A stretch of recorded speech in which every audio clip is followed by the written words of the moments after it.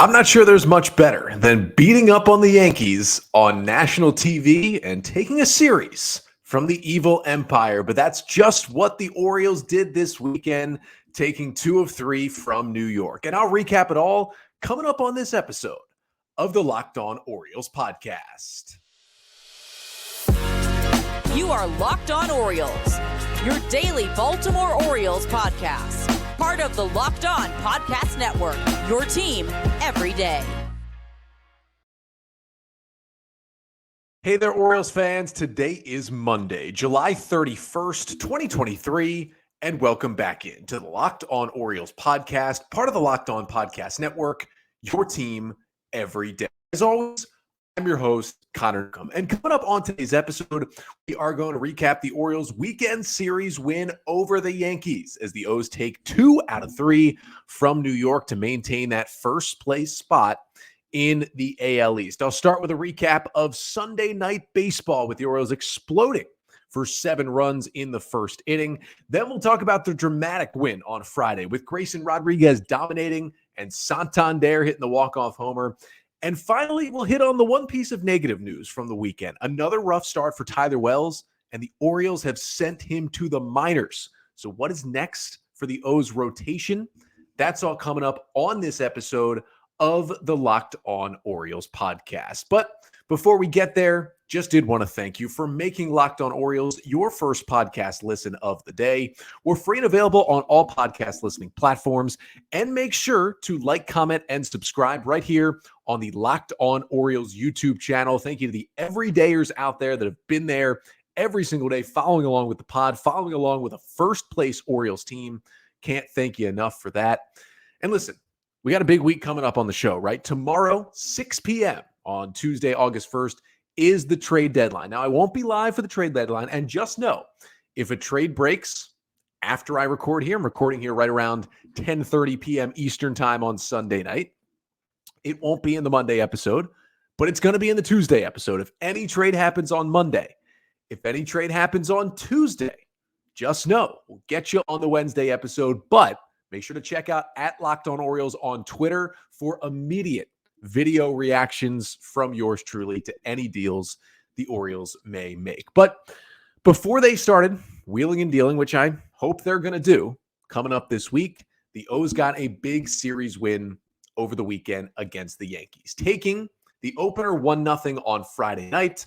Then they dropped game 2, 8-3 on Saturday before coming back to win it 9-3 on Sunday Night Baseball and take 2 out of 3 in the series. With the 2 out of 3 victories, the Orioles get to 64-41 on the season, 105 games into this campaign.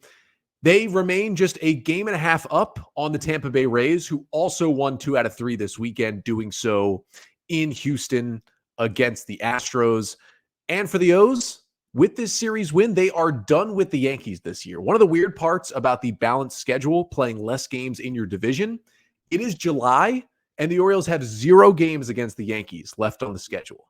But what they did this weekend is win the season series, going 7-6 against the Yankees, which is a good thing, because although New York is currently 9 games back of the first place Orioles and the Yankees sit in last place, LOL, you never know. They've got Aaron Judge back. He came back this weekend. They could catch the Orioles at some point. But if these two teams were to finish with the same record and were vying for any kind of postseason spot at the end of the year, the O's would get that spot because under the new rules, no more tiebreaker games. It goes by head-to-head record. And it's the first time the Orioles have won the season series against the Yankees since 2016. So a cool weekend at the Yard over the last 3 days. But let's start with Sunday, the game that just wrapped up as I'm recording here. Sunday Night Baseball for the Orioles, their first appearance on Sunday Night Baseball since 2018. And they got the job done with a 9-3 victory over the Yankees to clinch the series, winning 2 out of 3. And I'm going to get you the 5 things you need to know from the Sunday victory. And the first thing you need to know is, well, you can't really start a game offensively any better than that. After Dean Kramer went out there and got a 1-2-3 top of the first inning, the Orioles exploded. It started with Adley Rutschman. Singles on the first pitch he sees from Luis Severino. And remember, the Orioles had very recently demolished, and I mean demolished, Severino, 10 runs against him in less than 3 innings when they saw him in New York a few weeks ago. He's been real bad this year. He was just as bad on Sunday night. Adley starts it with the single. It doesn't end there. Gunnar Henderson bounces a single. Santander RBI double. Ryan O'Hearn 2-run double. Austin Hayes walk, and the Adam Frazier 3-run homer was the one that kind of sealed it all. 103 off the bat. First pitch fastball down the middle. Frazier just demolished it into the flag court to make it 6-0. Then Ramon Arias struck out. Jordan Westburg single. James McCann strikes out, but Westburg steals second. Adley Rutschman delivers an RBI single to make it 7-0. And then finally, Gunnar Henderson strikes out to end the inning. They send 11 men to the plate in that first inning. 7 hits, 7 runs, a walk as well. Severino did strike out the side. All 3 of his outs were strikeouts. But what a performance that was from the Orioles offense in that first inning. Got people into it immediately and quieted those Yankee fans in the yard very quickly. Second thing you need to know from this one is that it wasn't just in the first inning, but the entire lineup got on base in this game. The Orioles used 10 different hitters in this one, and all of them got on base at least once. Rutschman 3 hits, Gunnar 2 hits, Santander had 1, O'Hearn had 2. Hayes was 0 for 3 but did draw a walk. Frazier had the home run. Arias had a single. Westburg had a single. Ryan McKenna, who came in for defense, had a single. And even though James McCann was 0 for 3 with 3 strikeouts, he was hit by a pitch and reached base in the game as well. Up and down the lineup, 9 runs on 12 hits for the Orioles, 3 walks as well. They were just getting it done against Severino, who went 3 1/3, 9 runs, 10 hits, 5 Ks, 2 walks, and a homer. O's bludgeoned him once again in this game. Third thing you need to know from this one, to kind of be specific on one hitter, Adley Rutschman was looking pretty comfortable in the leadoff spot for the Orioles. It was a change that the O's made this weekend, and they did it on Saturday for the Saturday game, switching Adley Rutschman into the leadoff hole and putting Gunnar Henderson in the 2 spot. And that was the first time Adley had batted leadoff in his career. It either been Mullins or Hayes or Gunnar Henderson ahead of him at different points. He went 0 for 2 with a walk in the Saturday game from the leadoff spot, but in the Sunday game, he made them pay. I mentioned singling on the first pitch. He ends up going 3 for 4 with 3 singles, a walk, and an RBI to get his OPS back up over 800 on the season. He's now been on base in 15 consecutive games. Adley's starting to get hot again at the plate, and maybe this move to leadoff is the move the O's need. You know, with Cedric Mullins out, they don't have more of that traditional leadoff hitter on the roster. They were going with Henderson for a while because he gets on base so well, but also with the power, you'd like him to have at least somebody on ahead of him. Well, Adley's your main on-base guy, so I get that it's a catcher. Catchers don't usually hit leadoff, but why not? Let's do it, and it worked out for the O's on Sunday night. Fourth thing you need to know from this one, the O's 9-3 win on Sunday over the Yankees. As we switch it over to the pitching side, Dean Kramer didn't exactly pitch well with a large lead in this one. I mentioned the 1-2-3 inning in the first. Orioles get him 7 runs in the bottom of the first, and yes, he did have to sit for a while. And then he started to look shaky. A couple of walks. He loads the bases in the second. Buzz does get out of it with the 0 up there. But then a run in the third, a run in the fourth allows the leadoff man on in the fifth. He would come around to score, and Kramer would leave the game. He goes just 4+ innings in this one, 3 runs on 7 hits. Did have 7 strikeouts to only 2 walks, allowed a solo home run to Jake Bauers in the 3rd inning. But he threw 90 pitches and recorded just 12 outs, 6 hard hit balls against him.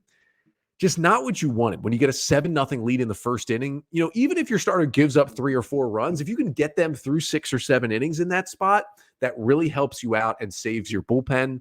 He just didn't have his best stuff. He got 11 whiffs, but the velo was a little down. I thought the 4-seamer was good. The rest of his pitches just were not playing very well in this one.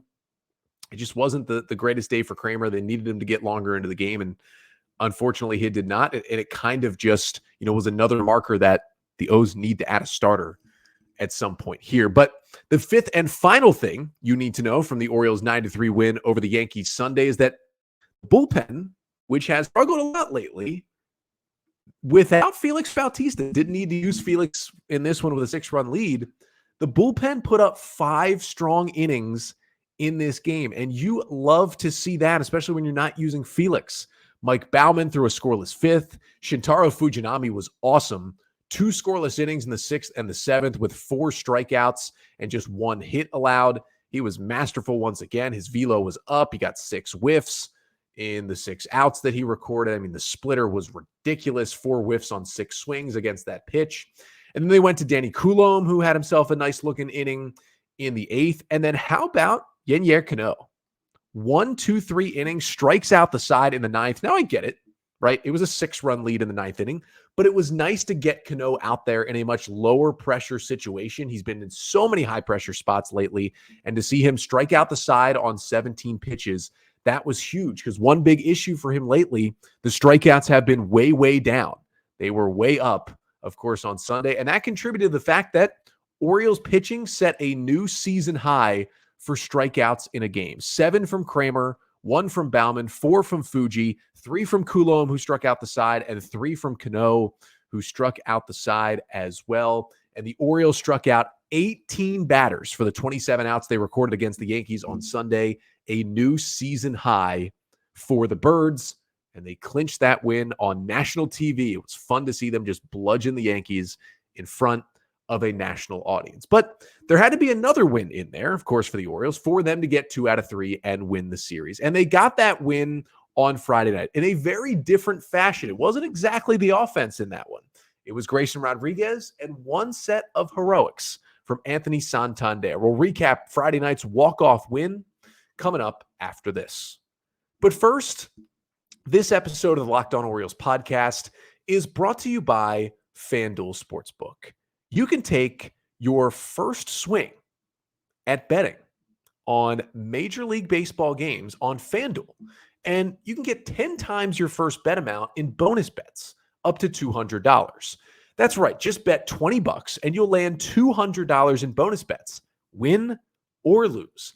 That's $200 you can spend betting everything from the money line to the over-under to who you think is going to hit the first home run. And all on an app that's safe, secure, and super easy to use. Plus, when you win, you can get paid instantly.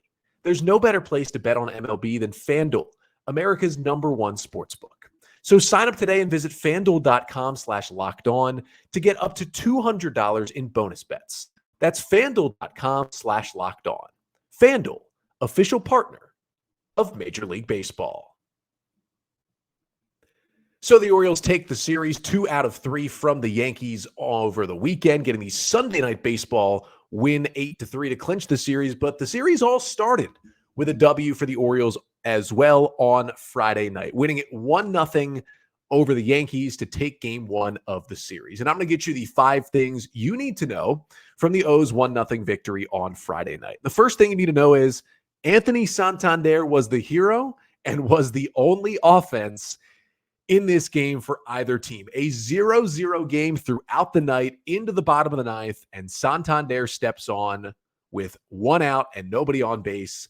And somebody finally delivered in this game, and it was Anthony Santander launching a walk-off home run deep into the night in deep right center field. A changeup that actually wasn't even in the strike zone from Tommy Kahnle. That would have been a ball had Santander not swung, but he was clearly sitting changeup, was all over it.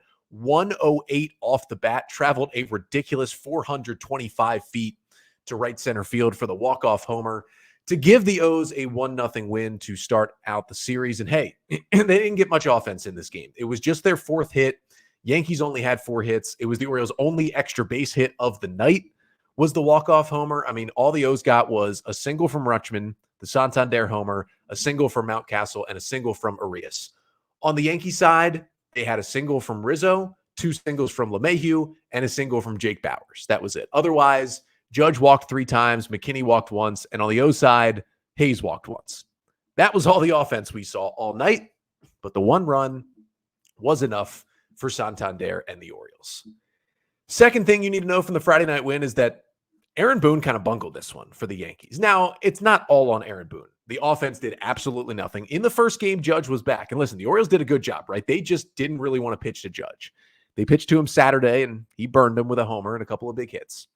But Friday, they just walked him 3 times. They did not want to face him, and then he was out of the lineup for some reason in Sunday's game, said he was a little sore. And other than Judge, nobody was doing anything. But on the pitching side, Boone made just a decision that I still can't believe. I mean, Garrett Cole, right, was just dominant in this game. 7 scoreless innings from Cole. He was his regular self. Michael King comes in, gets 2 outs in the 8th, walks a batter, and the lefty Henderson comes up. So Boone goes to Wandy Peralta, really good lefty, 2.29 ERA on the season. He had allowed just 2 runs in his last 20 appearances. He'd only pitched once earlier in the week. He was fully rested. You get Henderson coming up, you're going to go to Peralta because Henderson doesn't hit lefties well, and Peralta is crazy tough on lefties. And Peralta gets a first pitch ground out to end the 8th inning. So it's a 0-0 game going to the 9th. Peralta is well rested. He's been immediately, and he's only thrown 1 pitch. And the next 3 batters in the Orioles lineup are Adley Rutschman, Anthony Santander, and Ryan O'Hearn. Now, although Rutschman and Santander are both very good from the right side, I think in a tie game, you'd rather face a switch hitter from the right side at Camden Yards because it's much harder to hit a homer as a right-handed batter because the walls move back and left, and then you would get a lefty-lefty with O'Hearn, who does struggle a bit against lefties. So it seemed like the easy choice was, okay, you leave in Peralta for the bottom of the 9th, as long as, it's not a save situation and they go to Clay Holmes. Well, it's still a 0-0 game, and for some reason, Boone takes Peralta out after 1 pitch. I could not believe it. Canely comes in, and he did strike out the first hitter, Rutschman, and then Santander got the pitch and delivered to give the Orioles the win. Yankees fans do not like Aaron Boone right now, and that was one of the reasons why. Third thing you need to know from the Orioles 1-0 win on Friday night is that Grayson Rodriguez was all capital letters Grayson Rodriguez in this one. Best start of his major league career, goes a career high 6 1/3 scoreless innings on just 3 hits, strikes out 4 and walks 2, throwing 97 pitches with 7 hard hit balls against him in 6 1/3 innings. And it was once again a fastball heavy approach. 55 of his 97 pitches were fastballs, but the fastball was working. He got 8 of his 12 whiffs on that 4-seamer. The velocity was way up. He hit 100 multiple times in this game, got a couple of strikeouts on 100-mile-per-hour pitches, was sitting 98 and was up to 100. That's pretty impressive from Grayson Rodriguez. Again, worked in the changeup, looked good, fit in the slider when he could. A couple of cutters and curveballs here and there, but it was mainly 4-seam, changeup, and slider. And he just had the Yankees off balance all night. He pitched with confidence. He got out of the very few jams that he got himself into. And 6 1/3 scoreless was just so impressive from Grayson. It's now been 3 good starts since he returned from Double-A, and it seemed like whatever he did down there worked for the rookie righty. He is now the Grayson we were promised, and it is fun to watch the righty out there. Fourth thing you need to know from Friday's win is that while the Orioles bullpen did put up a full 0, each so-called setup man did give you a little bit of worry in this game. After Rodriguez allowed a 1-out single to DJ LeMahieu in the 7th inning, he was pulled in favor of Shintaro Fujinami. And what did Fujinami do? Well, he ended up walking Billy McKinney. You don't really want to walk Billy McKinney, but he walks Billy McKinney to put 2 on and 1 out. Now, on the flip side, Fujinami then induced an inning-ending 6-4-3 double play off the bat of Harrison Bader to get the Orioles out of the 7th, but it was a walk to the first batter he faced, and that is not what you want to see out of Fujinami. Then the O's went to Yennier Cano in the 8th inning in a 0-0 game, and Cano did not have the best stuff going. He allowed a hit and a walk. He got 2 outs, but one of them was an incredible diving catch in right field from Anthony Santander that took away extra bases from Anthony Volpe to start off the inning. Then there was a Bowers hit, and they ended up walking Judge, which was probably the smart call. And then the Orioles went to Danny Coulombe with 2 on and 2 out against Anthony Rizzo. And Rizzo hit a ball pretty hard, a ball that looked like it was headed for right field for the go-ahead base hit, 101 off the bat. But shout out to Adam Frazier, who made a game-saving diving play at second base to keep the game tied. But a little shakiness from each reliever. But the 5th and final thing you do need to know from the Orioles' 1-0 win on Friday night is that, hey, even if there's shakiness, there's always Felix Bautista. He returned after 4 days off, pitched the top of the 9th in a 0-0 game, and he does what he always does. 1-2-3 inning, 2 strikeouts, just 11 pitches thrown by Felix on Friday. It ended up being his only outing of the weekend, so he's got to be really well rested right now. He is looking at the moment, just 1 outing in 7 days, 6 out of 7 days off, but the stuff was still super crisp for Felix. 4 whiffs on 6 swings. It's just ridiculous what he does out there. kept it tied. And then, of course, Santander in the bottom half of the ninth, playing hero with the walk-off homer to give the O's the 1-0 win. But sandwiched in between the two wins was, of course, a loss in this series. The Orioles weren't able to sweep it as they lost 8-3 on Saturday. And really the big reason they lost that game, it was another huge struggle for Tyler Wells. And it was so bad, and he looked so off, that the Orioles then on Sunday sent him down to the minors. So coming up next, we're going to talk about why the O's made that move, what's going wrong for Wells, and now what's next for him and the Orioles starting rotation. So the Orioles did take 2 out of 3 from the Yankees over the weekend, winning another series in the AL East. They've been just so great in division play this season. And another divisional series comes up starting tonight. No days off for the Orioles as they go right back to it with an absolutely pivotal series coming up against the Toronto Blue Jays. The Blue Jays, who just took 2 out of 3 from the Angels this weekend, sitting in third place right now. They sit 5.5 games behind the Orioles in the division standings.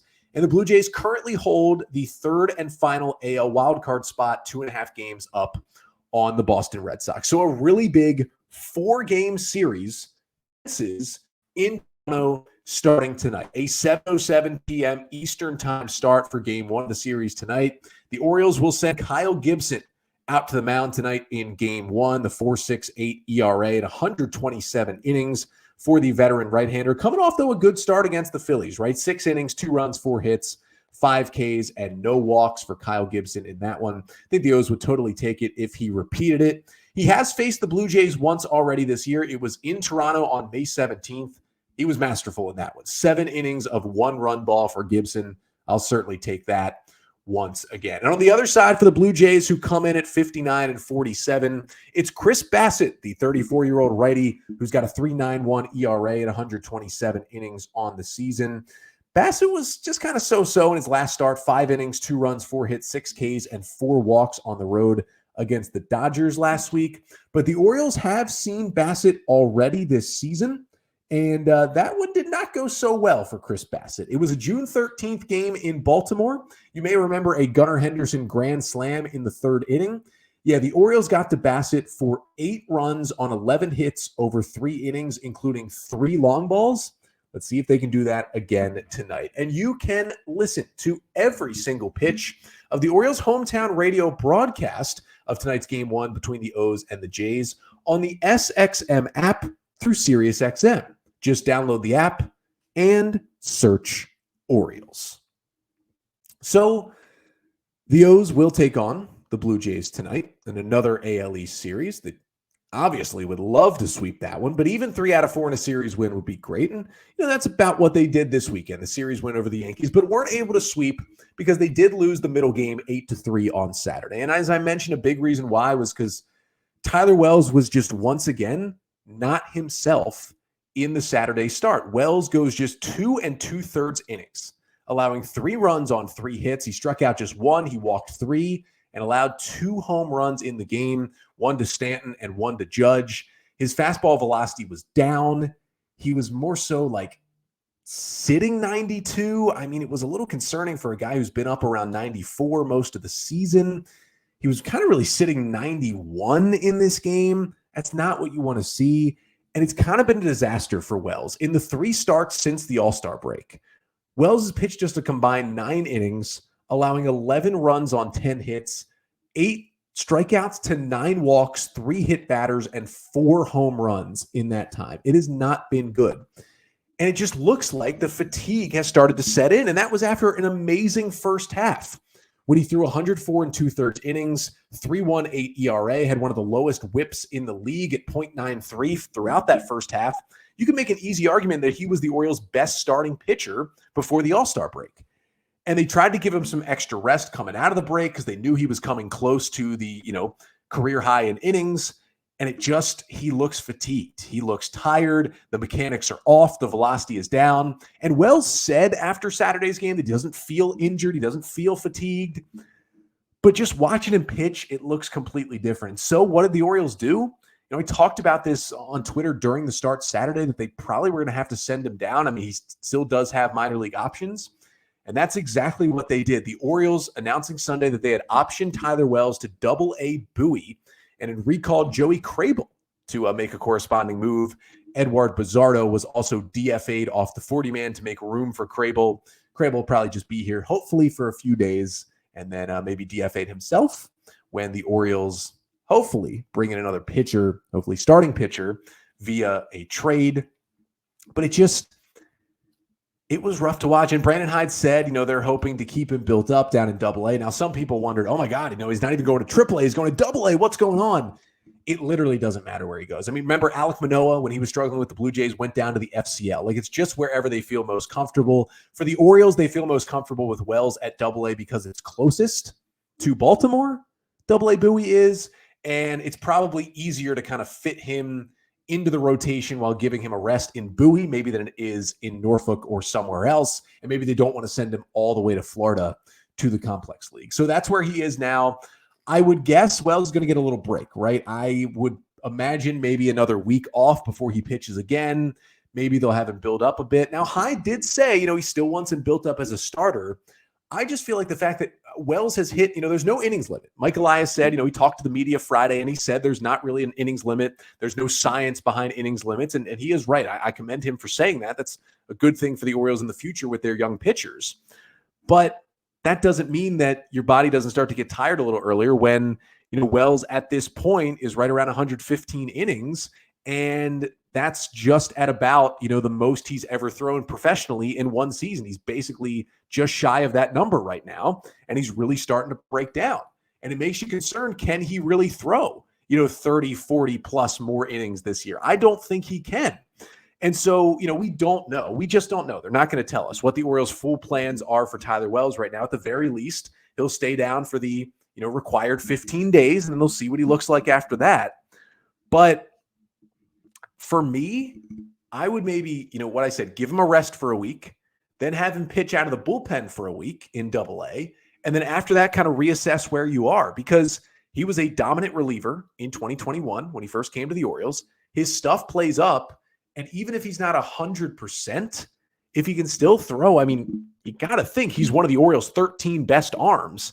And so you'd like to have him in some capacity down the stretch for this playoff chase. I mean, the O's are going to be in the postseason, and I want to see Tyler Wells pitching in the postseason. But at this point, it feels like it's going to have to be as a reliever, right?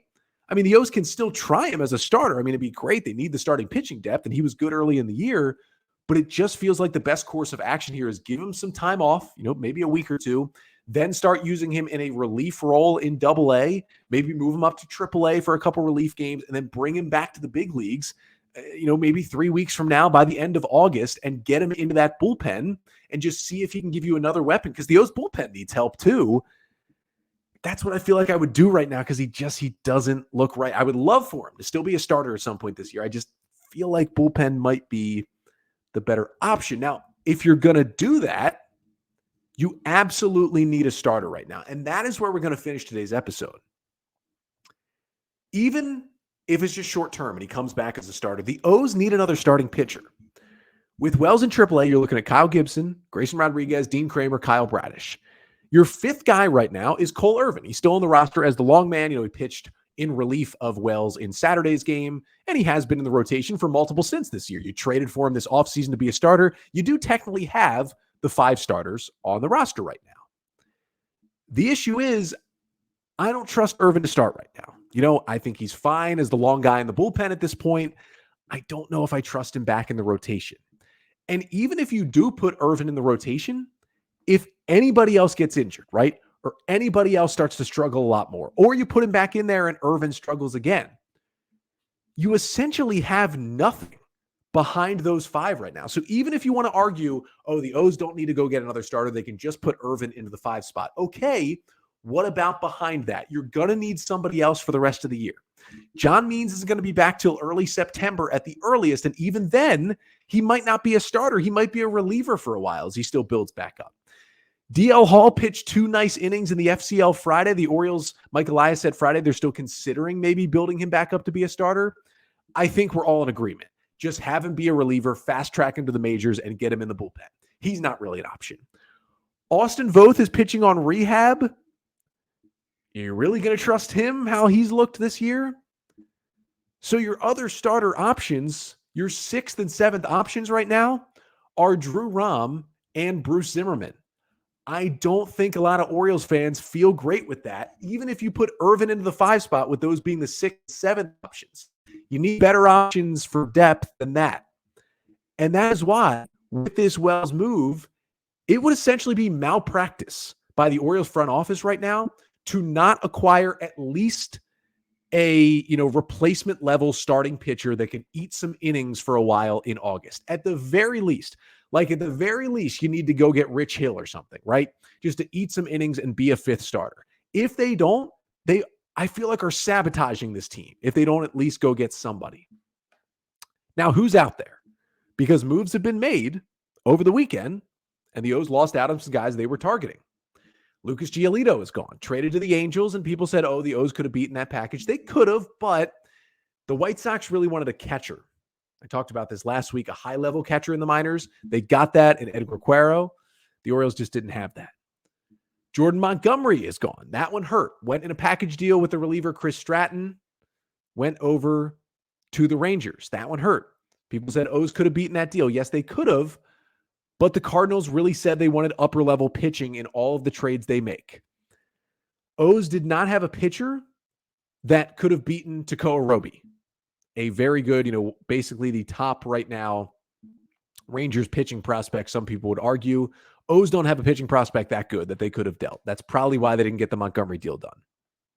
Max Scherzer went to the Rangers. Orioles weren't eating any of that money. We know John Angelos isn't doing that. It's going to be the same for Justin Verlander if he gets dealt.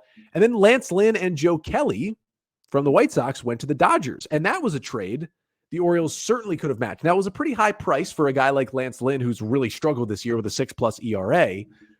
But that is a price, that return that the Orioles certainly could have met. It just feels like maybe Elias and Angelos didn't want to give up that much for Lance Lynn and Joe Kelly. So who is still out there as we approach tomorrow's deadline at 6 p.m.? Jack Flaherty from the Cardinals, a rental. Verlander's out there. They're not trading for Verlander. Carlos Carrasco, rental from the Mets. He's been terrible. I mentioned Rich Hill. That could be the guy. Michael Lorenzen is still there, right? I mean, he's been connected to the O's. He's still my prediction that they're going to go get, along with a reliever from the Tigers. And then Eduardo Rodriguez, the former Orioles prospect, still out there with Detroit. That's just some of the names, probably the most likely names to still be dealt that are still there. So they're still pitching for the Orioles to get. I would have loved to get Montgomery. They didn't do it. My prediction was Lorenzen. It's still out there. We shall see if it happens. But again, they need a starter right now. Even if it's just Rich Hill, I'm going to be upset, but at the very least, they need somebody like that to pitch some innings for this team with Wells in the minors. Literal malpractice, sabotaging their own team if they don't get a starter. That's how I feel right now. Clock's ticking, Mike Elias. If you have to reach, you said you would reach on Friday. Go reach and get somebody to help this team right now, because this team can win a World Series, but they got to get there first. I get you don't need 5 starters in the playoffs, right? Maybe the guy they go get doesn't even pitch much for him in the postseason. That's fine. But you need 5 starters to get to the postseason and win a division. And that's what the O's are looking to do right now. That's why they need somebody else. Hopefully they can do it. And if they do make that move, then I'm back with you tomorrow, breaking down the O's trade. If they don't, we'll still recap game 1 between the O's and the Jays and still talk deadline as we head into Tuesday. But until then, I'm Connor Newcomb, and this has been the Locked On Orioles podcast, part of the Locked On Podcast Network. Your team every day.